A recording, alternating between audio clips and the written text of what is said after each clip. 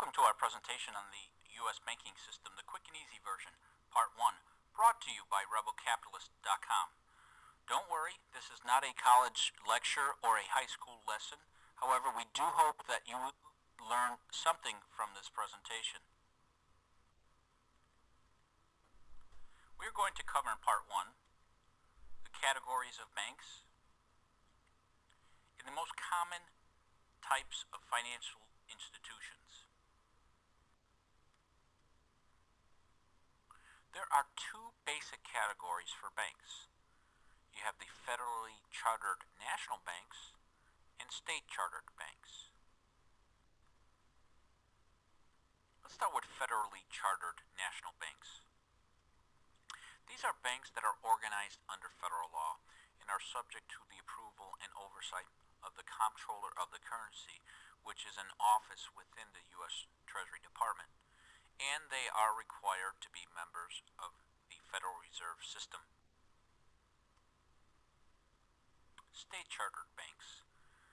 State chartered banks are granted authority by the state in which they operate in, and they are under the regulations of the state's banking regulatory agency.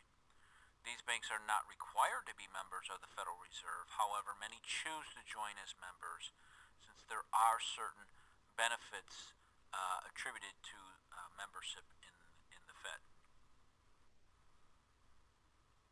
We're going to cover the financial institutions that you may encounter or have heard about in the news.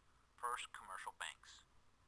Next, savings and loan associations, credit unions, and investment banks. Let's cover commercial banks first. Commercial banks are full-service banks. They issue credit cards, letters of credit, they do installment loans, long-term loans, trust services. They do a lot of business banking. Examples are Citibank, Chase Bank, Wells Fargo, Bank of America.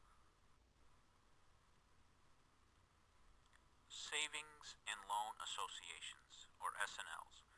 S&Ls, their bread and butter is consumer banking.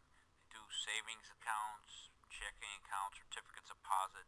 They typically offer housing-related loans, whether it's mortgages or equity lines of credit and student loans.